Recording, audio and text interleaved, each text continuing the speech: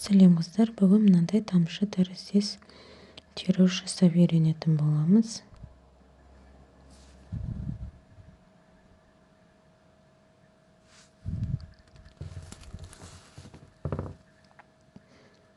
Ол үшін бізге мынандай тираждың инесі қажет болады, және де кристалл тасымыз, арқан тас,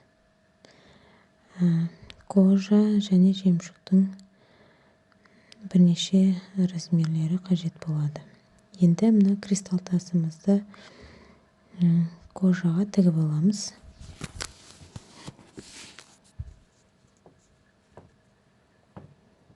Бірнеше рет қайталап тіккеніміз жақсы.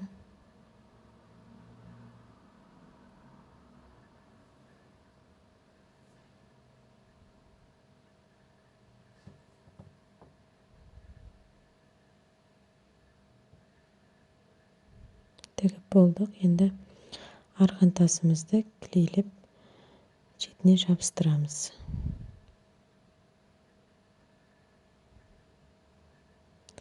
Тасқа қатты жақын жақпаймыз клейді.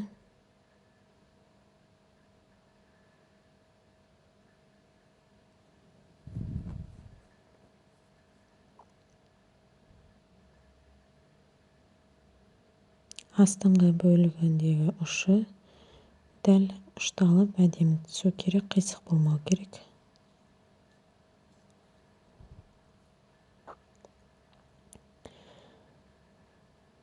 Енді арқан тасымызды тігіп шығамыз.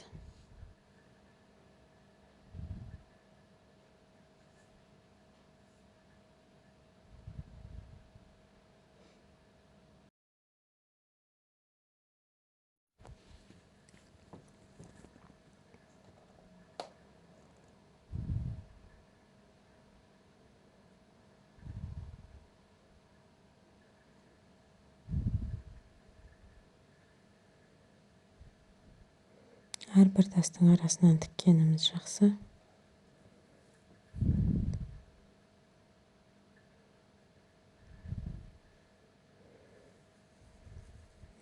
Тігіп болдық.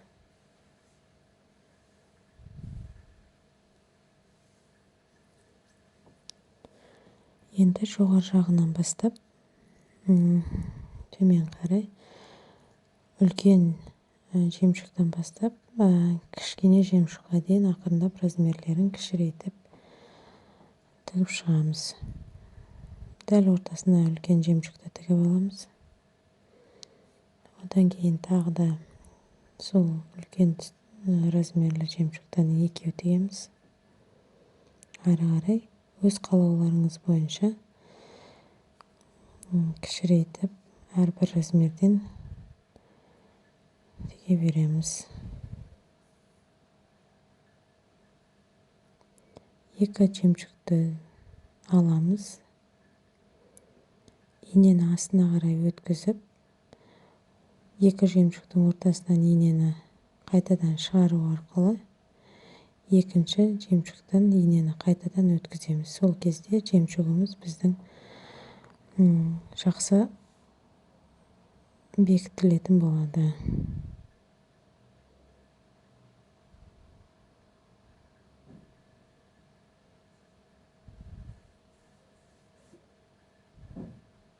Енді осы жерден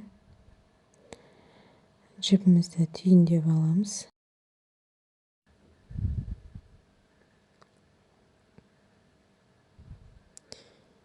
Екінші жағын қайтадан жоғарғы жақтан төмен қарай тігіп шығамыз.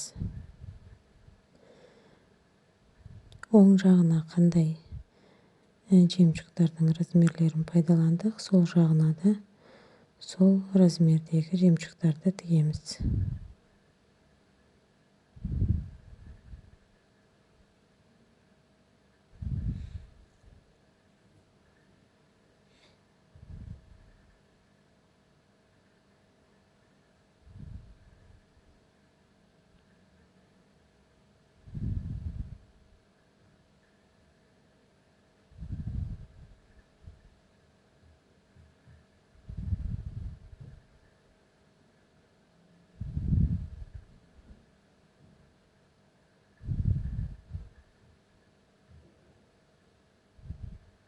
Енді жіпті артынан түйіндеп аламыз.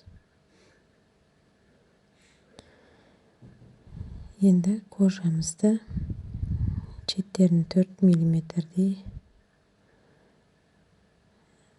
артығымен алып, қалған бөлігін қиып алып тастаймыз.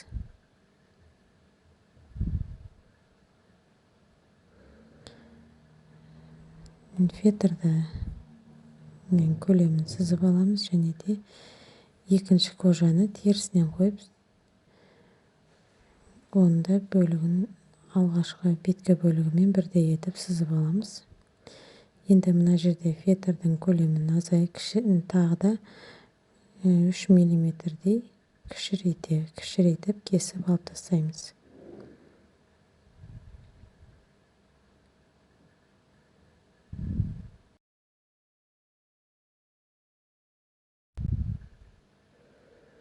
Кожаның екінші бөлігінде қиып алдық.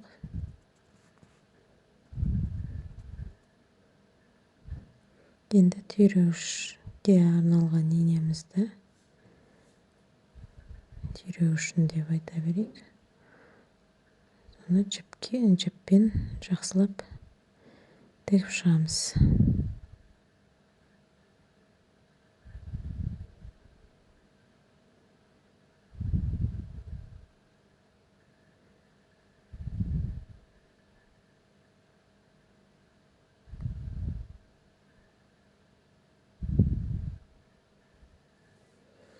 Енді ішкі бөліктері қозғалмай тұратындай клейлеп жабыстырып алсақ болады.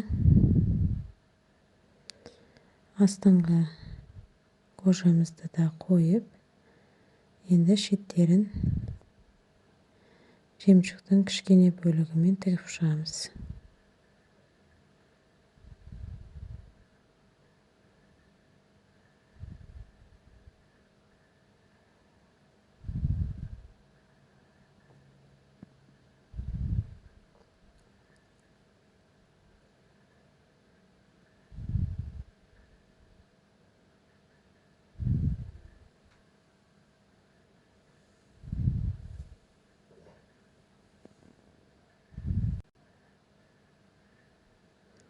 Жилканың түйінделген жерін кожаның ішіне кіргіземіз.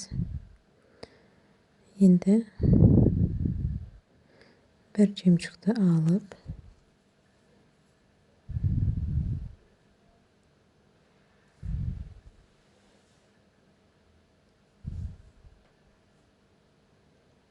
сол жемшіктен қайтадан кері қарай инені өткіземіз.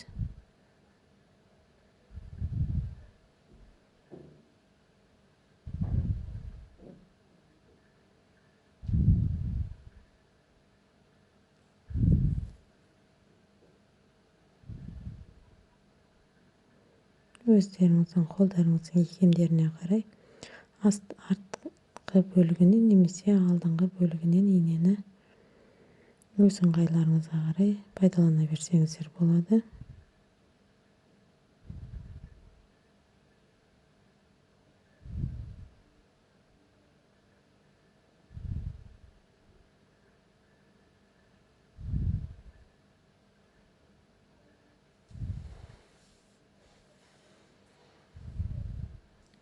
Алдыңғы бөлігінен пайдалансаңыздар да, артқы бөлігінен пайдалансаңыздар да, екі жағы бірдей. Жемшікті өткіздік. Инені кожадан өткізу арқылы қайтадан жемшіктен кері қарай инені өткіземіз.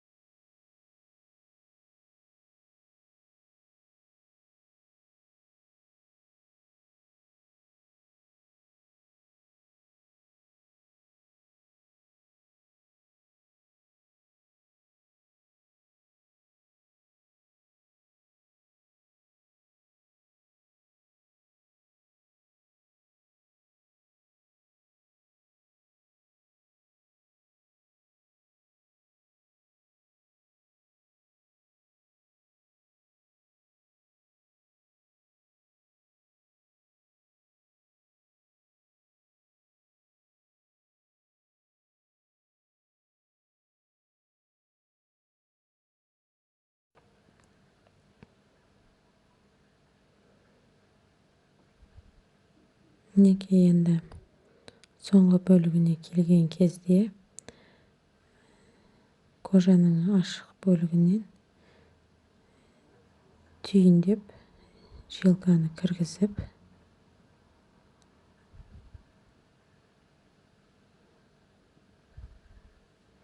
түйінді ішкі жаққа қарай білдіртпей кіргіземіз.